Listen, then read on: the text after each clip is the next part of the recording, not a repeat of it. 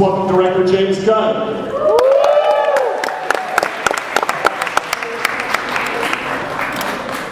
Benicio del Toro.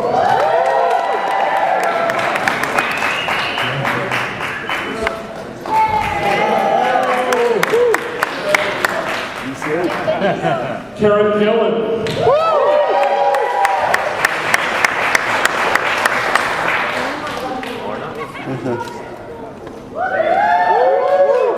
Chris Pratt.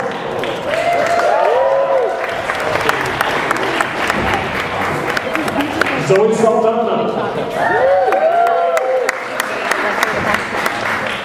Dave Bautista.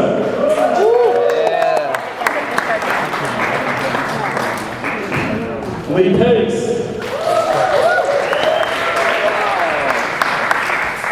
John Hansu.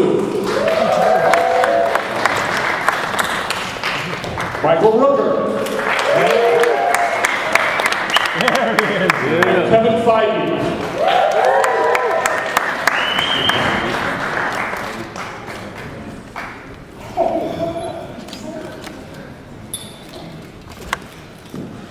We can have everybody be seated, please. First question on the right. What's our first question? Hello. Hi. My first question is for James. It's the elephant in the room, but I think we're all wondering, we've got a wonderful cast here. Is there any news to hear soon about Rocket Raccoon or Groot? Can we not hear about Rocket Raccoon? Soon? Like casting? Anytime soon? Pretty soon. Pretty soon? Pretty soon. Nowish? Not now. Tomorrow, next weekend? Next month? I don't know. Soon. Kevin tells me what I can do and not do. Perfect answer, James. Perfect answer. The Kevin part? Over here on the right. What's the basic moral premise conflict of Guardians of the Galaxy?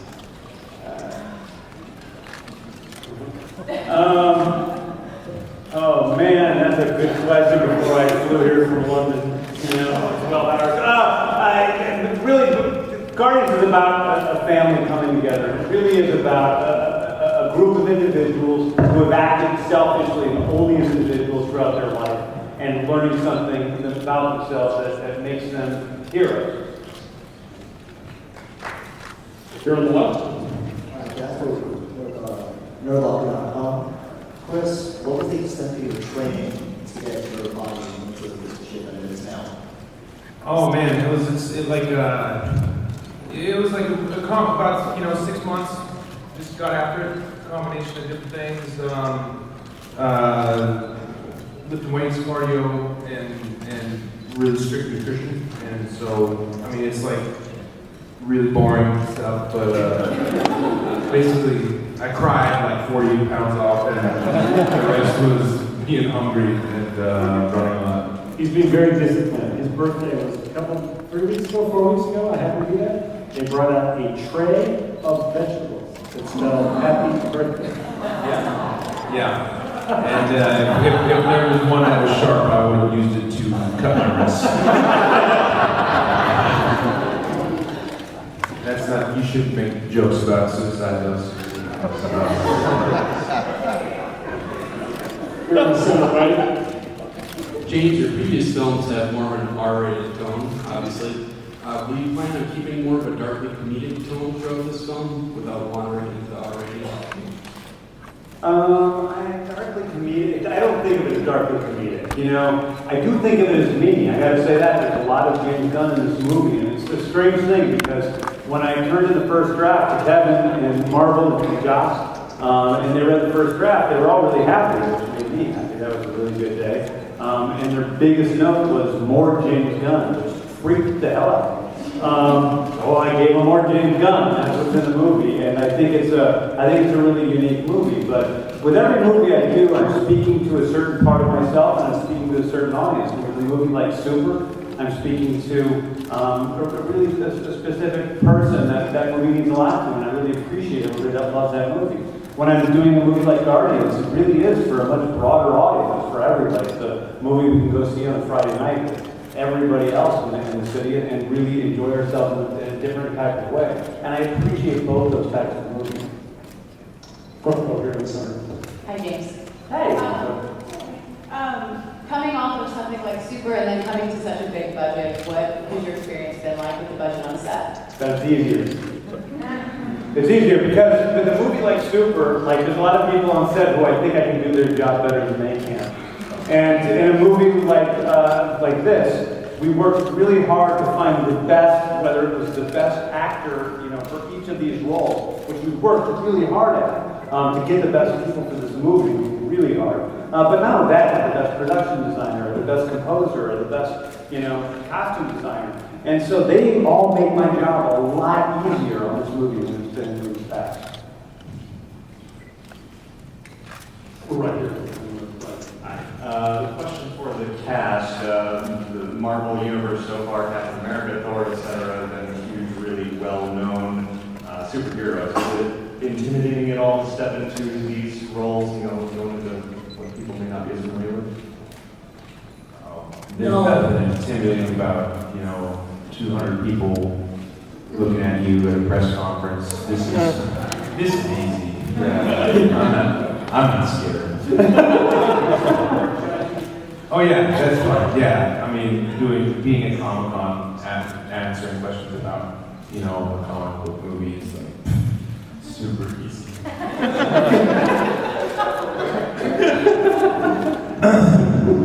I don't know. Anyone else? It's exciting. Of course, you're nervous, and I would be cautious to use the word intimidated because I don't want it to be interpreted like I feel any less or any inferior. I feel very excited to be joining the Marvel family of superheroes, and I do believe that Guardians have bigger powers in a way. and if we were like up against like Captain America, I would totally do that.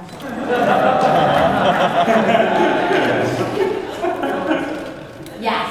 She said. Bring it. You're all in the right in the back. I wanted to know if Benicio del Toro is playing Khan in the movie. Just for all the actors and James as well, this being sort of an unknown quantity and a unique sort of standout in the Marvel universe or in comic book movies adaptations in general, if you guys felt sort of emboldened by that being different, or you felt a greater sense of pressure because of it. No.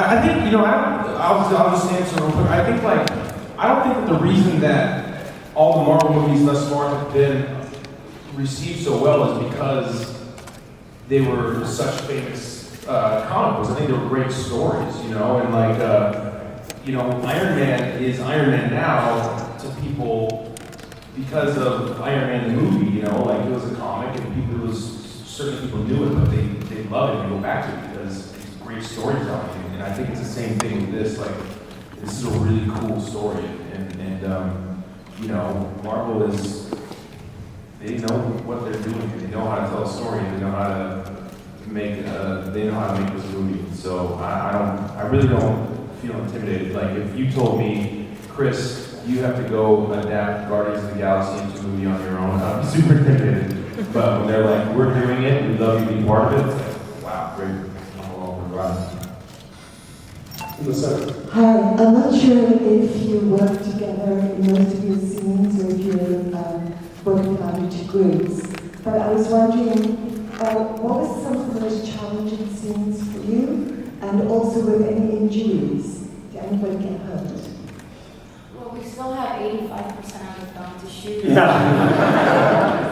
So we could. I think there's going to be a great deal of soreness and muscle cramping and sweating, but it's going to be great. We've been all training for it. We've been rehearsing.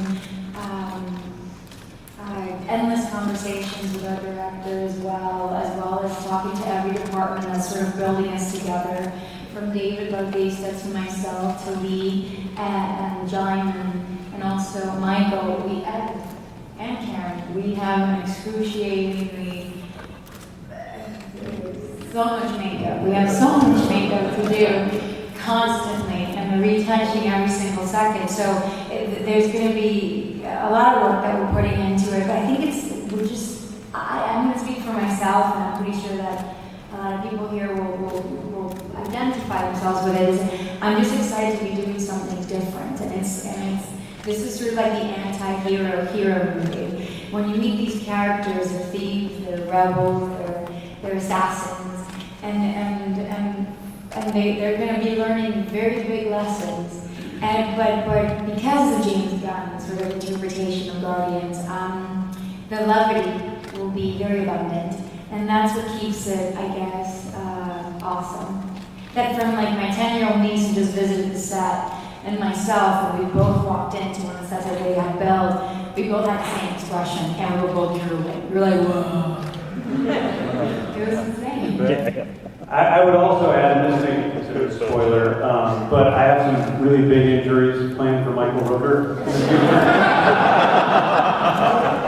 And hopefully Batista's going to help me with those. I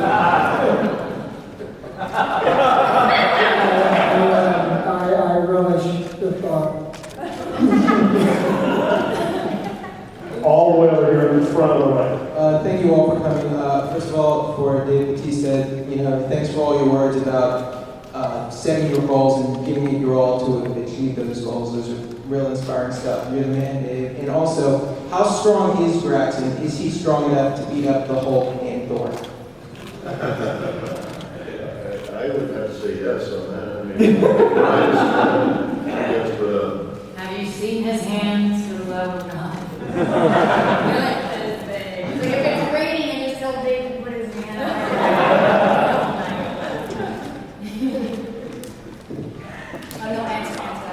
no, I appreciate you saying that because that's kind of been my message throughout my career.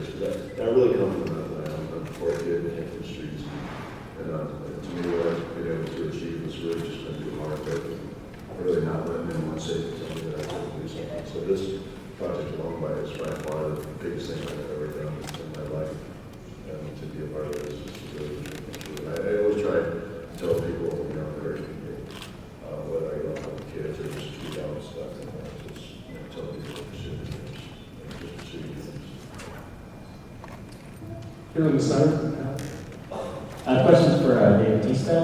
As your previous work with WWE, the live shows, the Raw, and everything, did it help prepare you for doing more film roles? Or? No, people ask me that a lot because I always tell people it's very nerve-wracking. Going to auditions for me is like the worst thing in the world. It's just terrifying.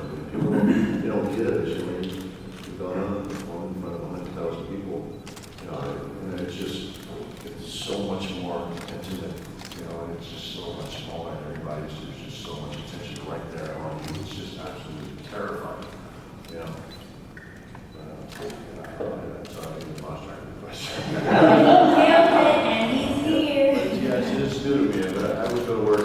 Now I'm still a student at this, and I'm not afraid to let people know, this is new to me. I'm still learning, and I'm not afraid to go to people and pick their brains and ask for advice. Because that's to me, that's how you get better. So I've gotten better at everything I've ever done. So don't be too proud to ask for help. And I'm learning a lot every day from this project, from Cash, from the director, from the crew, even from the producers. Just learn. That's what it's all about. That's how you stay young. If you're just doing something that you love, and you're learning something new every day. That's the key. Hey guys, right here. Mark Walters, a big fanboy.com. Thanks for coming out. One of the things I always loved about Guardians of the Galaxy was the characters are so weird and wonderful and different from like normal superheroes. And in an effort so that everybody gets to say something in this press conference, can you each tell us just a few words, like what is your favorite weird and wonderful aspect of your character?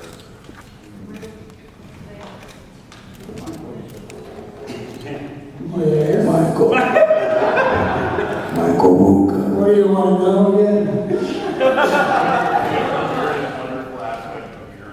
Weird and wonderful? Yeah. It's actually quite good, actually, in this project.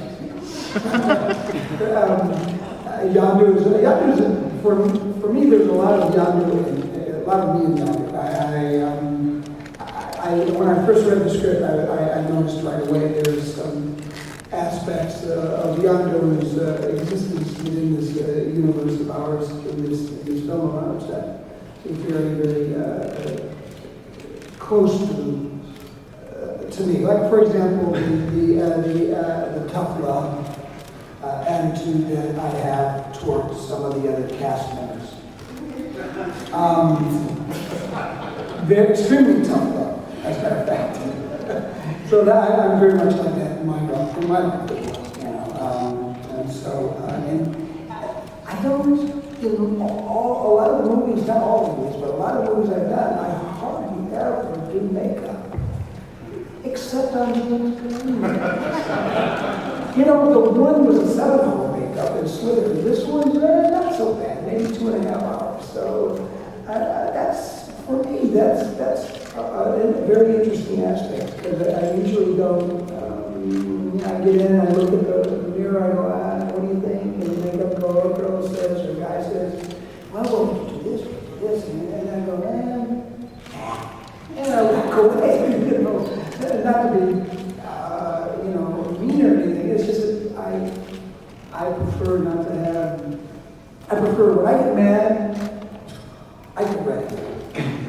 When I get embarrassed, I get red. When I get turned on, I get red. And I want the audience to see that as well, in the character. So if the character's getting mad, getting turned on, getting upset or something, you're going to see that in the facial tones and the skin tones, and that's what I enjoy about acting. It can be very subtle like that. And so, with a lot of makeup, I can't see a lot of that. So I prefer to have no makeup at all, but not in this one, sorry to say. I'm actually happy to say, I'm very excited to see it be involved. Dave's got a whole lot of makeup than I do. And that's my, anyway, I don't know, did that answer your question?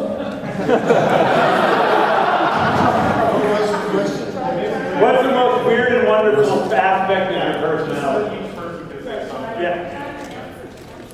Hi, I'm John Nonsu. I play Korath, who's a humanoid. And I like to Ronin. But I just want to begin saying, highlighting this one little story about my son. I have a 4-year-old son that one day looked at him and said, he loves all the superheroes. And from Spider-Man to Batman to Iron Man, he's got all the costumes. And one day he looks at him and said, Father, I want to be light skinned so I can be Spider-Man. Spider-Man is light skinned. So that's sort of was shocking to me. So I think, I'm extremely excited to be part of Marvel Universe, so that hopefully provide that sort of like a diverse outlook of superheroes or bad guys and stories. It's important for us to be part of that specifically. So that was my aim tickets to our world, and I'm excited. Thank you. I play Ronan the Accuser. And it's a character that's been around since 1967 when he first brought the Fantastic Four. And there's a lot of incredible stories that I've gotten to research. It's called complicating comic books research. I guess I've been doing my job. I start work this week filming the character, and I'm just really excited, to make a villain that is complicated, and there's a core of him that is, you can find something that you can understand, I don't know, he's pretty bad though, so, pretty bad dude. I guess it's early days, so I'm just putting the first wall up and we'll start there.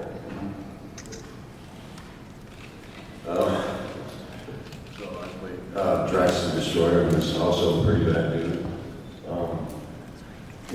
Drax, he's full of rage and he's full of honor.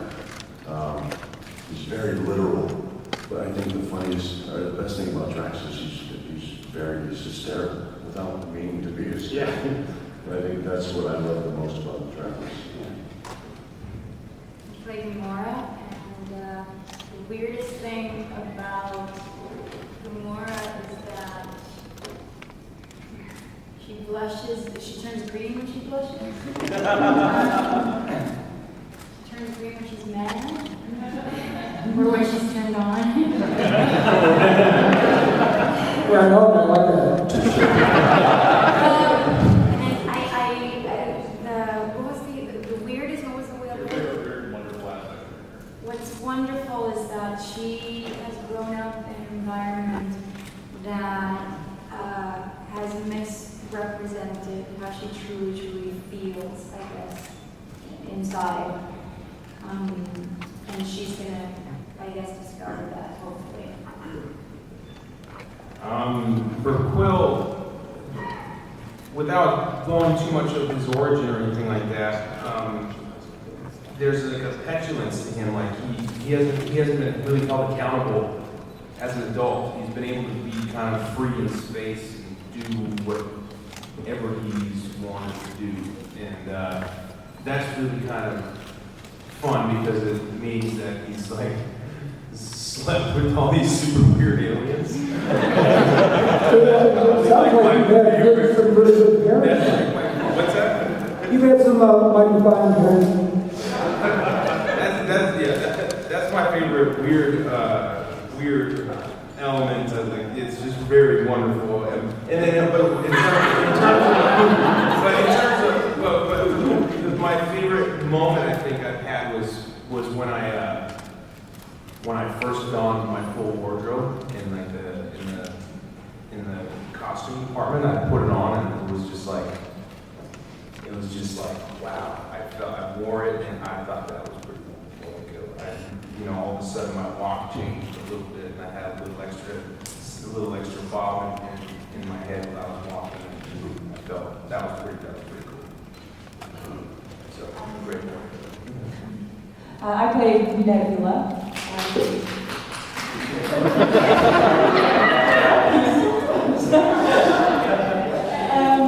Weird. She looks pretty weird.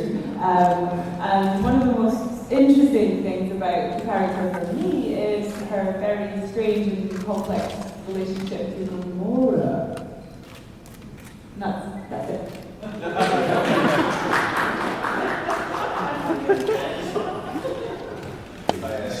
I played the collector, he